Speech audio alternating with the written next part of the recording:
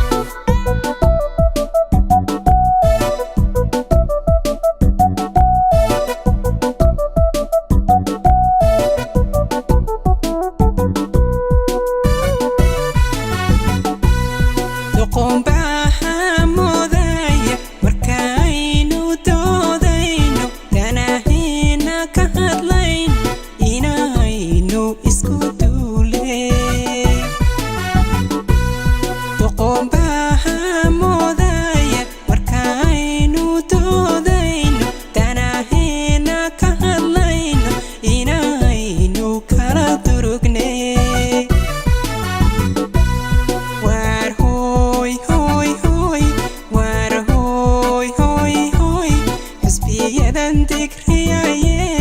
dowladda la dooda xisbiyadan digriyaye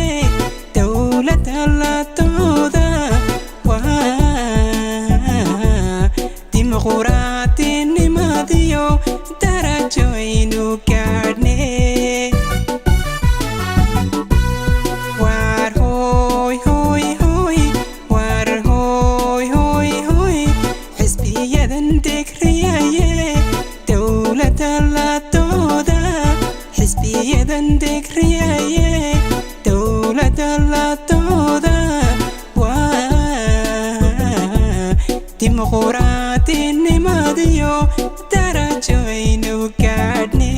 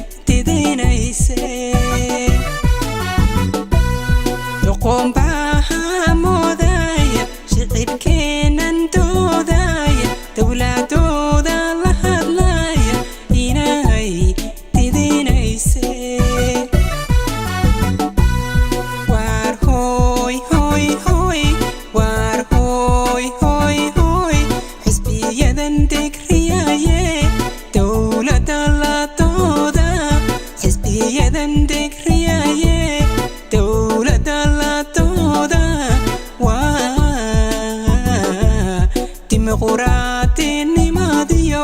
darajoynu gaadhne waar hooy hooy hooy waar hooy hooy hooy xisbiyadan digriyaye dowladda la dooda xisbiyadan digriyaye dowladda la dooda dimuquraadinimadiyo darajoynu gaadhne waa hagaag maxaa tiri saare xisbiyadan doodaya dowladooda la hadlaya dadka qaar baa haysta doqon baa haysata dee in la istilayo inagu waynu sognahay kollayba marka horta inta nacayb dhibtaada jecel marka horeba ku faraxda maantaada iyo in aan wax fahmayniba aad iyo aad marka waa waxa weeyaan faa'iido weyn oo inoo soo korodhay marka xukuumaduna waa xukuumadii talada haysay xisbiyaduna waa toosintun bay leeyihiin iyo shicibku markay doodaan dad baa moodaya inay dowladooda iyadu didanaysa laakiin ka weyn waa ma hadhe waxaan saa usii ridan maaha waana dimuqraadiyadaas ka wadata in la wada hadlo haddii kale dee waa cabris bay ahaan lahayd oo horta qayradan iyo bacdaniba waa guul inoo soo korodhay waa hagaag aad u mahadsan tahay barnaamijka fankii suugaanta toddobaadkan oo daawadayaal ku guda jirno waxaan jeclahay toddobaadkan hees la yidhaahdo hal door in aynu bal horta ku soo xidhno barnaamijkeena fankii suugaanta hal door yaa curiyey sahra horaan kugu sheego waddanacii sahra u iman mayso laxankuna de meel kale ha ka raadin dheh mar walba waa sahra muusiguna waa weero muusiguna waa aweer maxamed aweer muusigiisii iyo curintii sahra maxamed caydiid iyo weliba codkii sahra heesta hal door labada erey ugu horeeya bal ii sheeg hillaac ka baxay hargeysiya hawd hormood uu yahay hal door markaan helay sidii dhalaan hooyadii helay baan u hadaaqay hal door halkuu maray aan wada dhegeysano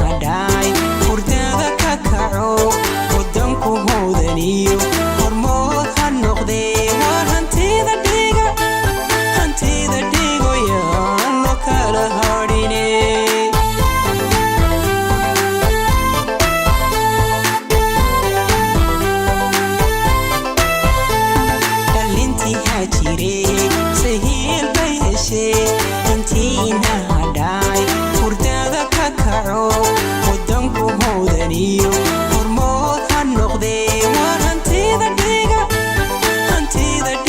yaan lo kala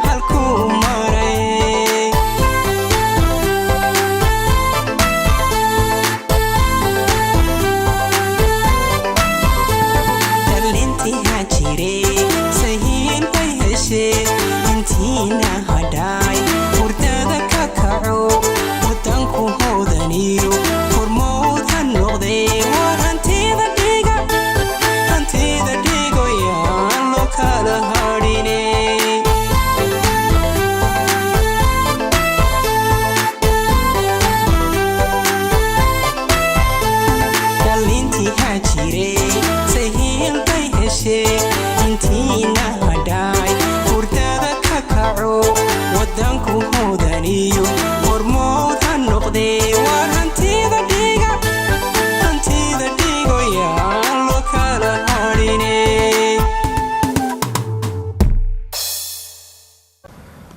وهاجاج داوديال ان hantida dhiga yan loo kala harin runtii waa hees waxaan maleynay waa dhaantay iyo waxaan maleynay hadan anaaba ka xigaaro ciyaari gaaray saaray laxan wanaagsan baa saaran waa hees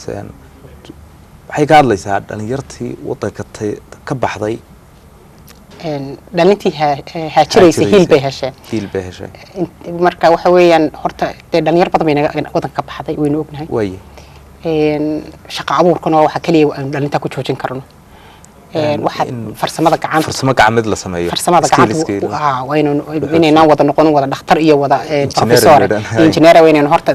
farsamana sameysana wadii ma aragtay halkii laga soo bilaabay inaan haynin korka ma gaari karno marka waxa weey wax badan bay inoo soo kordhinaysaa waxyaabaha noocaas iyo qof kasto bulshada hoode horumar sameeyanaya amaana waynu waxa degantay wadanka Jarmalka dabcan qofti hal abuurana wato meel far badan saan hore ku sheegay waxbaad ka eegaysaa xagga marka aqoonta guud laga hadlayo cilmiga farsamada gacanta iyo cilmiga kale guud wadamada degantiina Europe ka waran gaar ahaan Jarmalka deganta horta waxaad maqashay wadanka la yiraahdo Germany waxa la yiraahdaa made in Germany wali alaabta ugu wanaagsan quality wanaagsan ay soo saaraan wax kasto oo ay soo saaraan gacanta lagu sameeyay أنا ما هونده واحد ما ورشدوا فرتموا قعنتها ورشة كستبه واحد ليه قعنتي بالجسمي واحد بقعان بيسوى مرين مركو حودن كقنية كده وهويان واحد كو فرسمة قعنتها بيرهي يحور على قشدي مركو حوي إنه إلهي مركو روح وري نقوم نسين كصوت بريهن دم بعبارة إنه رمينا ودوا وحين بيرهي وينان سيجان السود وحوجوسا لكن فرسمة قعنته وحويان قف كسمانية قف كحشيش كقاعدة gaariga xashiishka ku qaada 3 sano uga soo baxa iskuul waa aqoon gaar la barto waa xashiishkii la qaaday way marka maxaad u maleyn marka qofka miiskan sameeynaya kale marka waxa weeye waa muhiim wax farsamada gacantu oo waxa wadamadaas ay ku horumareen wadanka aan joogo ee Germany uu ku number uu ka yahay kow marka farsamada gacanta waa waxa halka ugu quruxda badan inuu ka bilaabi karno oo inuu bilownayna okay marka waa hagaag marka waxaad leedahay imika heestana waa baraarujin xoojin dhalinyarta ay ku xoojinayso ama aad ku waalinayso in wadankii aan laga cararin laakiin wadankiina lagu dhex dadaalo oo waliba xagga farsamada gacanta iyo dhalinyaradina inay wax barato farsamada gacanta loo soo jeesto iskuulka ugu horeeya Hargeysa laga dhisi doono ururka samafalka horta uu dhisay hadda dhismihiisa socda farsamada gacantana waxaan jeclaan lahaa kaasoo kale in burca ka helo buurama ka helo berbera ka helo maxay tahay buuhoodla iyo wadankii uu wada gaaro laasanood gaaro gaabo gaaro si wanaagsan waa hagaag aad baad mahadsan tahay Saara Maxamed Caydiid barnaamijka fanka iyo suugaanta toddobaadkan daawadayaal idinka imanayay stuudiyaha koobaad magaalada Hargeysa Saara Maxamed Caydiid waa fanaanad hal abuura mulaxanada degan wadanka Germany qaaradda wadanka Yurub ama wadamada Yurub Saari waxa ay nagu soo boqotay stuudiyaha magaalada Hargeysa barnaamijka fanka iyo suugaanta toddobaadkan intaas ayaan ku soo gabagabeynaya tan iyo kulanti dambe intaynu barnaamijyo kale oo ka noociisa daawadayaal dib ugu kulmayno waa aniga waxaan soo Nuura akhyaarta igala qayb gashay barnaamijkan tibintiisa soo saaristiisa iyo waliba qurxintiisa codadkayda soo gaadhaya محمد حوالله عبد الولي سبرية جبعلاء وعلي إبراهيم حسن محمد جامع حسن بانراما أخيارتك له دمانتين عندك كتجية أنيقا أو حمزة صود نورة يولي به مرتدى إذا أو سارة محمد عيديد هاي انتين برنامج كانوا كلا دبوا كل منه في أمان الله السلام عليكم ورحمة الله وبركاته